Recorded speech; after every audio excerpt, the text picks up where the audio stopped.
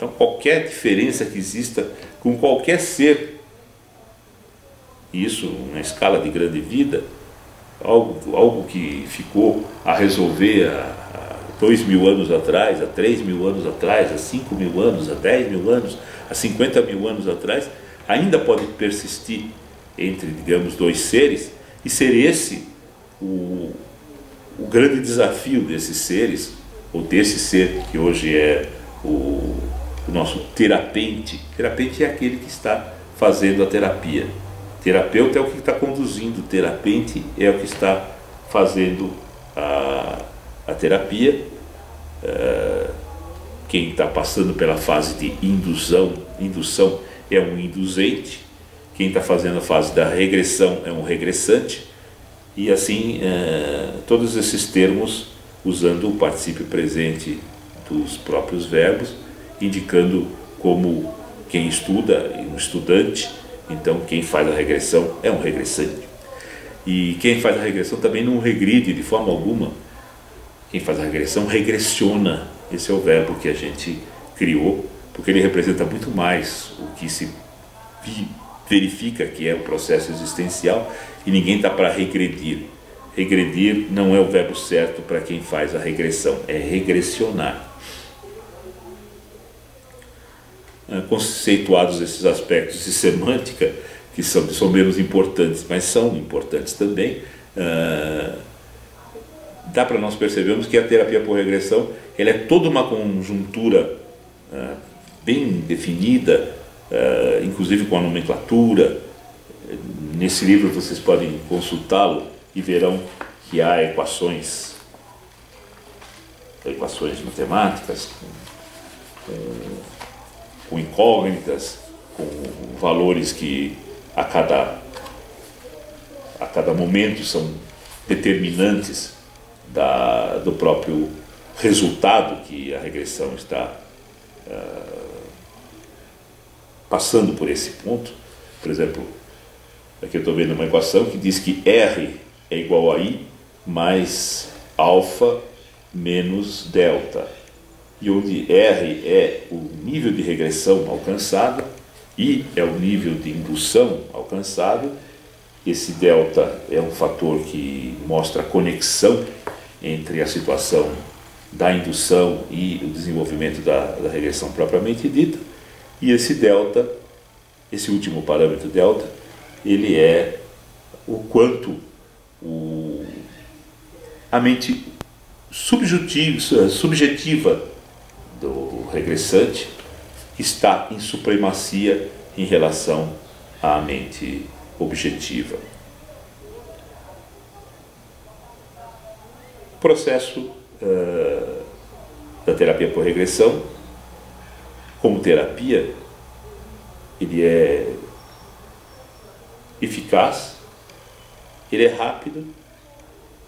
Evidente que ele não soluciona todas as situações, existem algumas contraindicações, e parece que a contraindicação mais verdadeira para o processo é quando a pessoa teve um contato muito prolongado com drogas que, via de regra, afetam o cérebro, e mesmo para um processo altamente espiritual como a regressão constitui, onde os mentores, os protetores, os seres de alta estirpe, e também os obsessores, e também os seres de baixa estirpe, estão com possibilidade de estar intervindo, participando, e seus aspectos serem resolvidos, vírgula. O aspecto cerebral, né, do corpo físico da vida atual não pode ser menosprezado. Então, quando há um contato com drogas, algumas das sinapses nervosas e alguns processos nervosos ficam modificados, e isso geralmente causa uma dificuldade já na indução alcançada, que pode ser... A pessoa pode querer com maior veemência chegar a uma regressão valiosíssima e, no entanto, a indução é fraca, não é suficiente. E mesmo quando a indução é suficiente, parece ser extremamente positiva, se tem muita surpresa que depois a regressão não tem fluência. Os adjetivos para a indução são a profundidade da indução. O adjetivo para a regressão é a fluência com que ela ocorra. Porque na regressão, pela TPR, não se busca que a pessoa lembre, que a pessoa tenha um vislumbre, que a pessoa vá e volte rápido. Não, que realmente aquela vida em que ela se posiciona no processo seja revivida praticamente de forma integral. Lógico que não vai se reviver uma vida de 80 anos e passar 80 anos fazendo uma sessão, mas os pontos mais importantes daquela vida, por exemplo, transcorridos por idade, esteja aos 35 anos, esteja agora aos 38, aos 42, aos 43, aos 47, e assim por diante, procurando-se sempre encontrar pontos na vida que está sendo revivida que tenham significado e que possam ter deixado elementos de uma forma, vamos dizer, positiva e de uma forma menos positiva para aquele ser e que se propagam com o desencarne para a sequência, para a vida seguinte, para o processo todo, para a preparação da vida atual, para a fase interuterina da vida atual, que é uma fase que não tem nada muito especial. Às vezes as pessoas supervalorizam muito o período intrauterino. Por quê? Porque não conseguem imaginar que exista algo depois e botam todo o peso ali. O período interuterino é muito importante, sim, mas desvencilhemos essa ideia de que ele define tudo.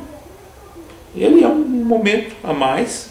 Claro que se acontecem situações difíceis, se acontecem situações traumáticas, se acontecem situações que marcam significativamente aquele ser, não obstante ele estar numa fase de ainda não estar ocupando completamente um corpo físico, não ter nascido ainda, não quer dizer que ele não está interagindo com as situações, sofrendo as consequências dessas situações também, claro, e portanto esse período é um período importante, mas ele não tem nada de muito especial. Ele é um período a mais em todo um processo, toda uma sequência existencial que aquele ser vem vivendo, que desemboca no momento atual, no aqui, no agora, no já, e daqui a 2 minutos, no momento atual de daqui a 2 minutos, e assim por diante. O processo é um processo absolutamente contínuo de vivência. Não existe estagnação, não existe estar parado. Sempre se está numa sequência, sempre se está numa vida, sempre se está numa intervida. Claro que há intervidas de extrema inconsciência, quando o ser, ao desencarnar, em função do que tem acontecido, ele se nega a continuar a viver, ele se nega a sair da situação de perseguição, ou de ódio, ou de cobrança em relação a alguém, esse alguém estando encarnado ou desencarnado, e com isso seu estado consciencial cai vertiginosamente, e esse ser praticamente está como se fosse inconsciente da sua verdadeira identidade, de que ele é um ser verdadeiro que está seguindo um processo de existência. E esses seres muitas vezes estão junto a encarnados e, via de regra, com os mesmos sentimentos que tiveram outrora, e portanto estarão como obsessores desse desse encarnado, que é o nosso regressante de hoje.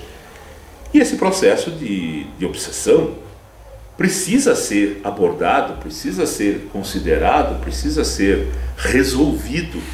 Então a terapia por regressão, de forma alguma, deixa de enfrentar essas situações. Ela procura essas situações porque sabe que é da harmonia entre esses dois seres é que vai nascer a luz, é que vai nascer a libertação, que vai nascer o equilíbrio para um e para outro. As marcas do corpo astral são algo extremamente importante e que definem situações de dores e doenças. Às vezes uma dor nas costas, que nós sabemos que dá um mau jeito e tal, muitas vezes ela está moldada no nosso corpo sutil, não no nosso corpo físico, que é consequência, mas no nosso corpo sutil, nosso corpo astral, e ela está marcada com uma marca.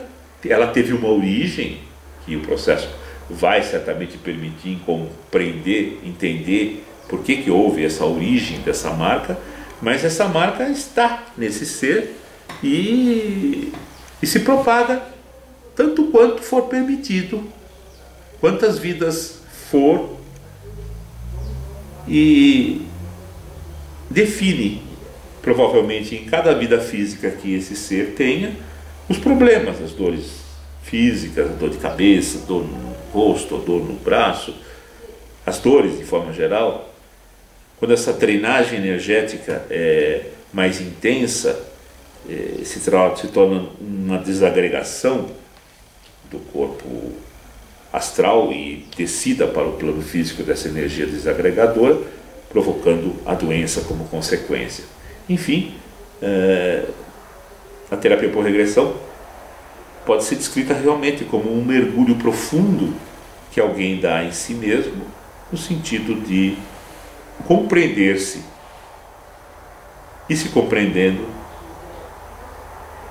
harmonizar-se e, harmonizando-se, viver melhor.